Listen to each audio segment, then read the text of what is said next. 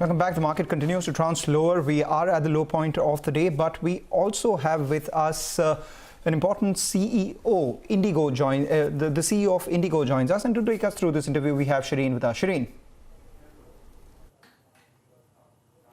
Well, thanks very much.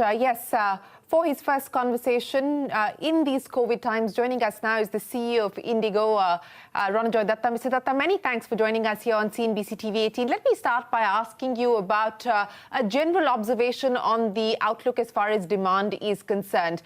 You have now restarted operations, of course, curtailed capacity at this point in time, given the government directive. But what's the indication that you're getting in terms of near-term visibility for demand? Okay, so in these times of crisis, it's clearly foolish to do very long-term planning. So normally we have 5-year strategic plans, 1-year budget plans, all that's dropped by the wayside. Now we are on a month-to-month planning. And I have to say we are very encouraged by the early results. Okay. So as you know, we are roughly doing about 30% of our capacity is up in the air. And we knew that initially there'd be this pent-up demand that would take hold in the first 2-3 days. And we saw that. But more encouragingly, that demand has not only stayed, it has gotten stronger. Okay. So if we look at it at the first 5 days, the second 5 days, the third 5 days, and the trends are all up. And just as encouraging is the factor that our long-term bookings are showing lots. Can you quantify some of this for me, Mr. Dutta? You said that you've been tracking demand over 5 days, and of course, in the first week or so, the pent-up demand was expected to kick in. But what is the data telling you in terms of demand? I mean, are your flights sold out, even with the 30% capacity that you're currently operating with? And more importantly, has there been any indication from the government on being able to hike from 30% to 50%? So I'll take the two questions. The first is, are we sold out? What's happening to revenues? Please remember, our aims and ambitions at this point are very modest. So we are clearly not trying to make profits overall. It's impossible, because very little of our capacity is up in the air. Demand is weak. So we don't expect that. And I don't think anyone expects us to be turning a profit soon. What is more important, however, is can we cover all our variable costs? Which means the cost of the fuel, the cost of landing charges, the cost of the crews. Can we cover all that and still fly? What we won't be able to cover is all the costs of leasing the aircraft. That's a huge fixed cost. Okay. And we can only cover those after we have 100% of the flights in the air. Until then, we don't. So in terms of variable costs, we're covering it and covering it with a healthy margin. Okay. And that's what we're excited about. To the second issue. Are you getting any indications from government? Look, I have very strong feelings on this subject, that we really need to open up the economy more, and sooner rather than later. Clearly, when this virus first hit, no one knew what the right answer was. And everyone thought, well, let's try this, let's try that. And the solutions coming from both China and South Korea obviously was that we need to get into a lockdown. But now we see the consequences of that lockdown, and I really feel it's hurting jobs too much. The vulnerable segment of our demographics are really young parents with young children. And those jobs are so critical. And I've been there. I had 3 children, and I remember feeling totally responsible for them. I remember feeling totally vulnerable and totally terrified. And so now that we've seen the consequence, it's hurting jobs so much that I think it's very important that we open up the economy to take care and provide jobs to those families. Yes, and a lot of people are making that pitch for reopening and restarting the economy on a much faster clipping. But I want to go back to the cost issue. And you said that to a large extent, your variable cost is being covered by the current operations, but you will not be able to cover the leasing cost. Now, what is the picture as far as leasing is concerned in terms of negotiations for lease rentals? Have you been able to negotiate your way through this, or is the expectation that you will be able to move forward at least and try and bring that cost down? Well, our relationship with our lessors is one of the key success factors of InterGlobe. When you said, look at InterGlobe's history, and you said, why has InterGlobe done so well? A big part of the success is our leasing relationship with the lessors. So we are working with them. But we are not like, okay, we are threatening not to pay you for the next 3 months. We are not in that mode at all. So leasing costs is something we are paying completely. We are paying all our bills, by the way. We are not in a mode of we won't pay for fuel and we won't pay the airport. We are paying all our bills, including the lessors. If we come to a solution, it will be an amicable discussion. No, I understand that the solution will be amicable, but what is on the table in terms of a possible solution? What is the conversation resting on or the negotiations pivoting towards with lessors at this point in time? It continues the relationship with managing obligations on both sides and full faithful delivery on their side and on our side of mutual obligation. Okay, you're not going to say more than that, I imagine. I think you're asking me, will you stop paying your lessors at some point? No, I'm not saying like, no. Yeah, I get that you're not going to be able to stop paying your lessors, but what is the negotiation with them then about? I mean, what are you discussing? Well, but don't forget, we've got lots of planes coming.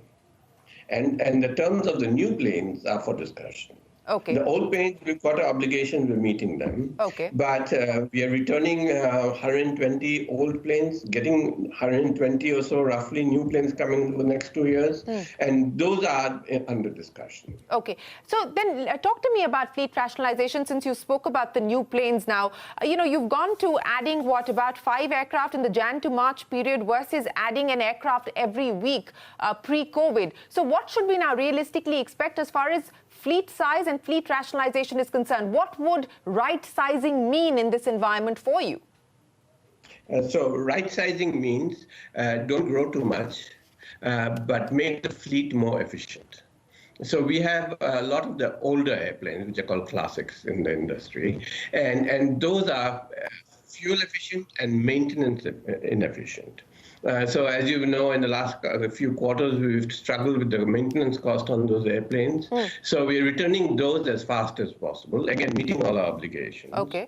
We're returning those as fast as possible and replacing them with the new airplanes that we're taking delivery of.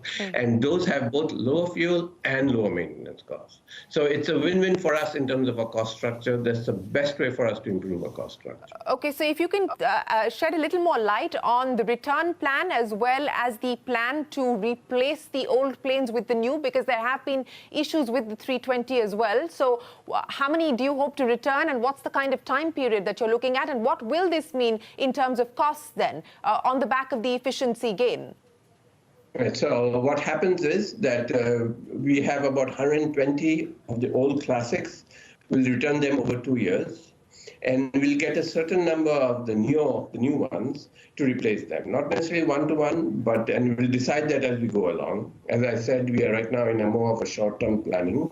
And as those come in, the fuel efficiency of the neos is about 15% higher than of the classics. And then on the maintenance, there's no number I can give you, but we do know it all depends on how we are managing the engine maintenance, which are the big costs. But we know it's a big number. Okay, it's a big number. Just on the issue of paying all of your bills, as you highlighted here, I want to address the debt issue. You've got a debt of about 2,434 crore rupees. How much of this is domestic, and have you availed moratorium on this? So the debt that you're talking of, we actually have no debt on the balance sheet, so to speak. The debt that you're talking of is all our lease obligations.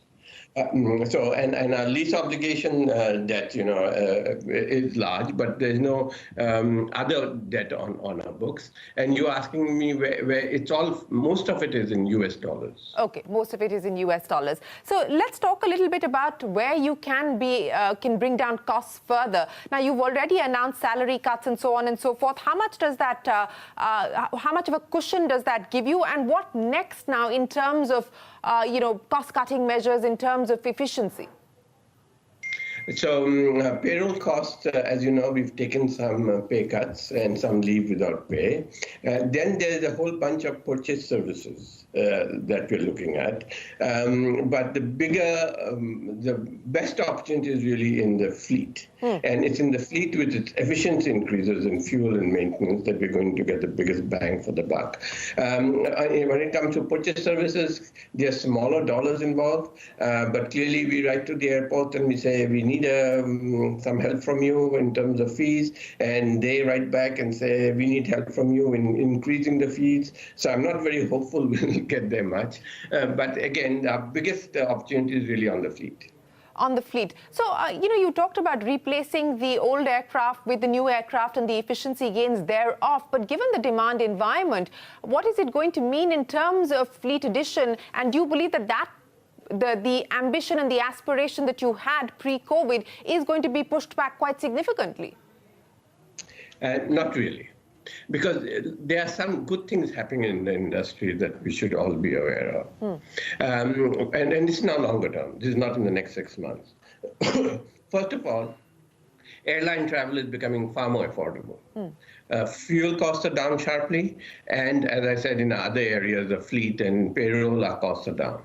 So what that means is airlines will be far more cost competitive with trains. Okay. And remember, we have 140 million airline passengers, and we have 1.6 billion train passengers in the upper two classes alone. A small substitution in that regard would mean a big shift into airlines. And along with the affordability is the safety issue. Airline travel, we've done everything to make airline travel very safe. Yeah. And you know that. And with that, we've looked at air transmission on board, we've looked at sort of droplets on the airplane, we've looked at masks, and we've talked to a team of doctors, not just IndiGo, but the industry and the Ministry of Civil Aviation. And the doctors agree with us. Yes, you've created a product that is really very, very safe.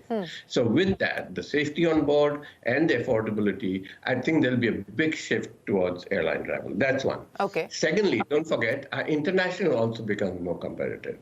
International was always a good segment for us. Last year, we made more money in margins, international than domestic. And now I think there'll be a shift towards India versus the hubs around us.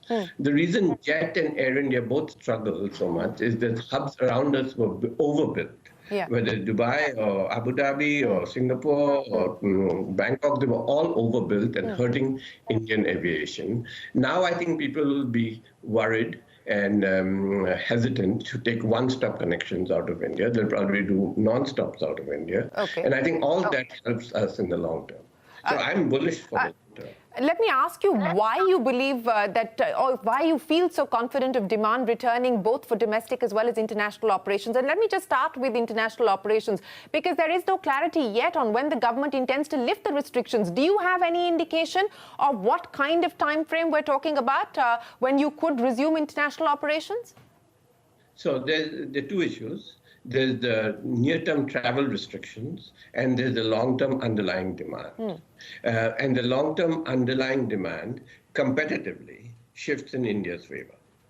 Because, before, whenever we used to look at the traffic going to London or someplace, it's like, oh, but there are too many hubs in between. Yeah. Well, those hubs become less competitive because there's one-stop issue. There was the issue of more fuel burn going non-stop to London. It's cheaper actually to stop in between so you don't burn so much fuel. But with fuel costs going down, that helps. And the third factor is, before, people never used to put a premium on non-stop product.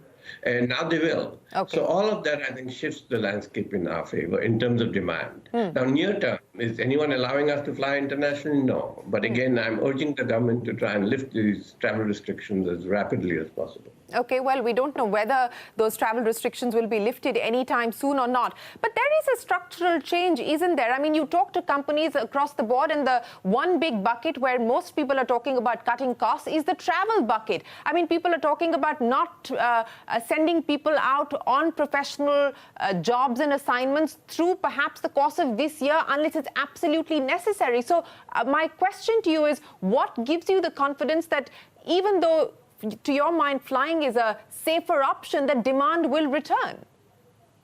So the different segments of the industry, of course, and at the top end, demand we will hurt in terms of demand. At the top end, corporate travel, for example, will be doing more Zoom meetings and Microsoft Teams meetings and all of that, and demand will drop out there.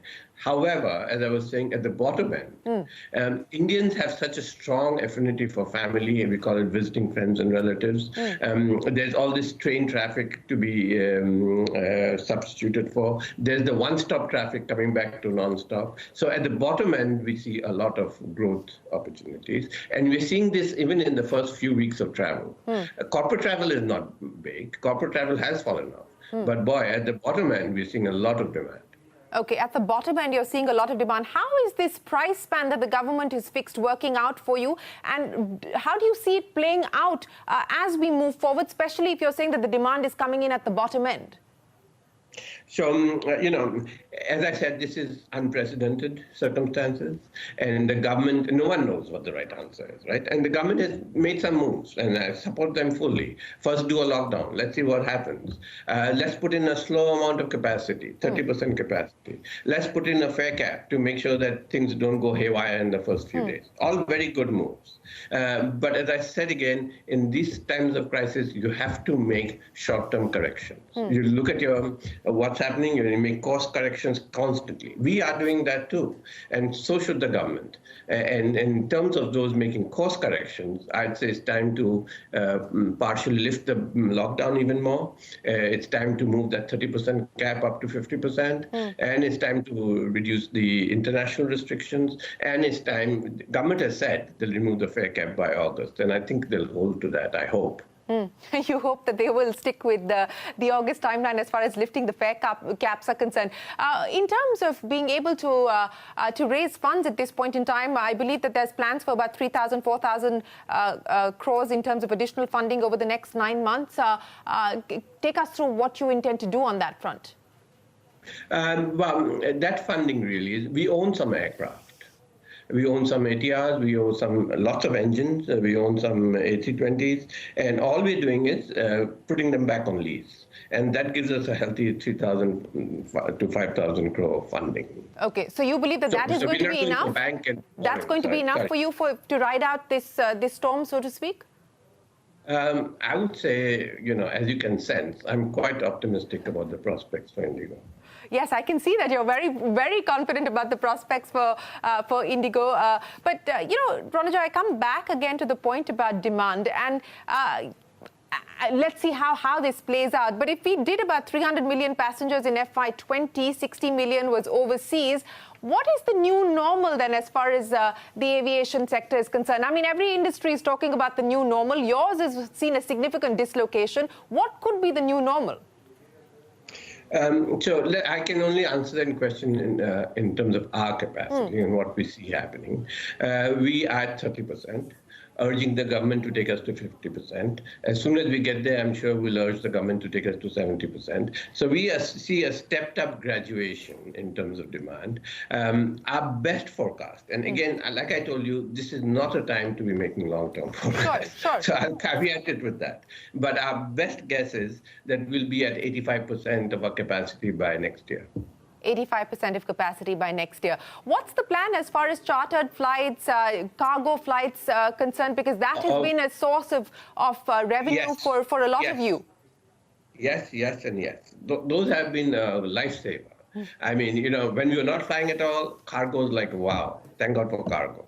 And now that the flying has opened up, we are seeing lots of charters. You probably see in the papers, we are flying in all directions, and it shows us a new segment of traffic that we hadn't tapped as much before. We were never a cargo liner, if you will, all cargo. We were to carry cargo in a belly, but now we've got 10 airplanes converted to all cargo. And we're like, wow, those are doing very well. And I have to thank our cargo team on this. I was a skeptic, like, nah, cargo is not going to be doing that well. And then try it and see what happens. And we did. And it's like, wow, this is good. Similarly, the charter demand that we're seeing. And by the way, I also want to stress that Air India has gone out and done all these evacuation flights. And we're like, look, we are the leading carrier. We need to stand shoulder to shoulder with Air India and do our share. Because these evacuation flights are not easy. Yeah. You know, you're flying into new airports, you don't have the crew to bring it back. Everyone's terrified of getting the disease. The regulations are not clear. Will Qatar allow this, etc.? And thanks to Air India, they've gone out and done it. And we're constantly saying, we want to be right behind Air India. So we are doing a lot of charter flights now, evacuating passengers. And operationally, they are a nightmare. Our operations people hate it. It's like, oh my God. But we're saying we're a leading carrier and we can't leave Air India to fight this battle on their own. No, so it's an operational nightmare, but what can it mean in terms of a buffer as far as revenue is concerned for you, considering the fact that you see this now opening up as an opportunity? Look, the evacuation flights, they don't make much money. I mean, we don't, it's a break-even operation at best. But Air India came out with certain fares, and the government says, are you going to do it at these fares? And actually, many airlines were reluctant, hesitant, put in their toe a little bit, and we went all out. We're saying, no, if Air India can do it, we're going to do it. And it's more of a service to the nation than a profit-making machine, frankly. Okay. At this point in time, service to the nation more than profit. But I want to go back to the employee issue, Mr. Dutta, and ask you whether, along with right-sizing fleet, you're also looking at right-sizing employee operations also. I mean, you have cut down costs by way of employee expense, but are you also looking at right-sizing the team size? Our focus on employees right now is very, very sharp. And how shall I say, the whole team is focused on this issue. Having a strong employee culture is critical for a customer service company. I mean, it's the holy grail, right? How do you get good customer service? Well, you get it by having solid employee engagement and loyalty. So we're very focused on that. At the same time, the environment is hostile. We're doing 30% of capacity, demand is not there, blah, blah, we have to reduce our costs. So we are clearly trying to manage both, but we are not managing one at the expense of the other. We want to sort of keep our balance on, do the right thing for the cost, because in the long term, if we don't do the cost cutting necessary, the whole company will go down. And obviously, they're irresponsible. So will you need to do more? My question is, will you need to do more given where you find yourself as far as numbers are concerned? You've done what about, you've saved about 25%, or you aim to save about 25% on employee expenses. Will you need to do more? Very short-term focus for the company. Let's plan this on a maximum of 60-day basis. So we did a pay cut in March. We came back with a leave without pay in, I think, May. So, I mean, again, we're taking this baby steps at a time. We don't want to make big, bold plunges into this. Okay. Do you expect the cash flow situation to change significantly over the next 3 to 6 months? And also, how are you addressing this issue of refunds? Because there again, the Supreme Court has stepped in and, you will need to provide a credit facility as far as customers are concerned. How is that likely to play itself out? What could the impact be? We want customers to trust IndiGo. We are an airline that you can trust. And we are focusing on health safety, number one. You can totally trust us to do the right thing. Second, we're trying to make as few changes as possible in our schedule, but that's proving to be very difficult in this environment. Mumbai is open, Chennai is closed, no, we're going to open a little. So there's a fair amount of turmoil, which unfortunately doesn't sort of bode well for this trust issue, but we're trying our best. We're saying, listen, once you book us, we are here to stay. Don't be worried that 2 years from now we won't be flying, or et cetera, et cetera, et cetera. Credit shell is an area of trust, we fully agree. And we're looking at it carefully as to how quickly can we burn this credit shell down and make it a non-issue. Unfortunately, if we don't have future bookings, we can't pay for past cancellations. I mean, the airline industry, as you know, requires that continuous cash flow. The fact is, we were in a situation where flights were cancelled and bookings were stopped. I mean, that's the death knell for airlines. Your flights are cancelled, pay back the money, your bookings are stopped, no money coming in. We were caught in an impossible situation. As we start the bookings, we will relook at our credit shell issue, and we're trying to burn it off as fast as we can. When you say you're trying to burn it off as fast as you can, how do you intend to do that? And what is the current outstanding in terms of refunds? I don't want to quote these numbers on in the public media yet. If you would talk to our corporate communication, they'll give you the exact facts and figures. But in terms of our overall philosophy is, let's get more planes in the air so people have more opportunities to fly and burn off this credit shell. But we recognize that not an situation. Hey, we had booked for big convocation. I live in the UK and I planned this one-time trip to it. I mean, issues like that. So at some point, and we'll September, October, we'll look at all of them. We are trying to get to zero as fast as we can. Okay. I know you won't leave me with a number in terms of the outstanding for refunds, but what has been the cancellation rate that you've had to deal with? Well, the cancellation rate we had to deal with was based on lockdowns, right? So, March 23rd, I think that was the date came, and there was a lockdown. So all the flights for 25th, 26th, 27th, everything was cancelled. And then we started flying.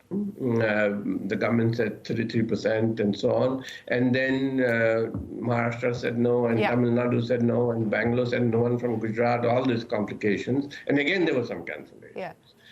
So all of this causes a credit shell to be formed, and the best answer to the credit shell really is take us to 50%, 70% of flying, so we can get everyone out there flying and burning up the credit shell. But you keep talking about moving to 50% or hoping to move to 50%. Do you believe that you're going to be able to get there pre-August? Is that the expectation that you're working with today? We don't have an expectation. We have a desire. So we are at 30%. The point is, our demand curve tells us we can get to 50% quickly. Okay. If our demand curve didn't tell us that, we wouldn't be sitting here saying, come on. Yeah. But the demand curve does. And equally, I have to stress, this is so important for the jobs. Jobs for Indigo, jobs for everyone else. We need to get this industry moving. Well, that's heartening to know that demand curve suggests that you should be, or it's possible for you to operate at 50% capacity, and that's your hope and desire, as you point out. A quick question on Pratt and Whitney and the replacement of the engines there. Is there a new timeline that you're working with because of the lockdown? That plan was interrupted? Not really. We're still very comfortable and confident.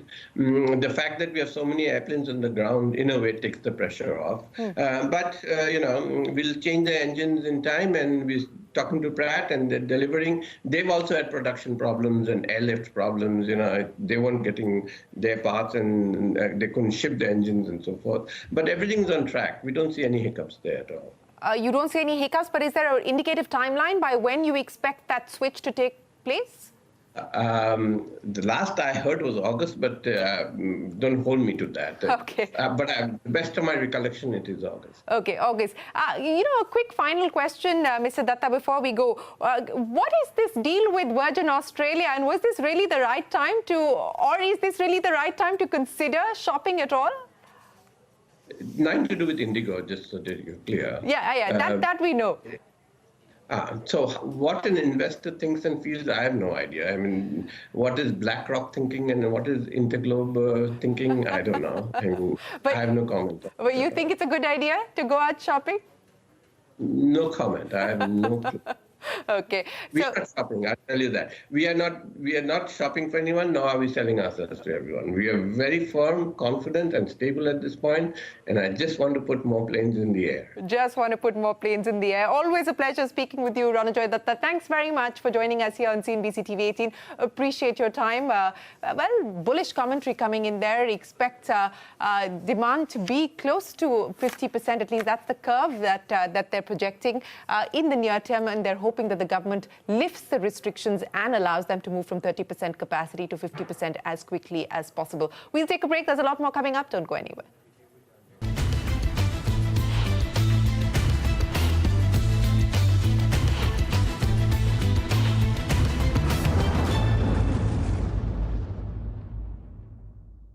क्या आपको independent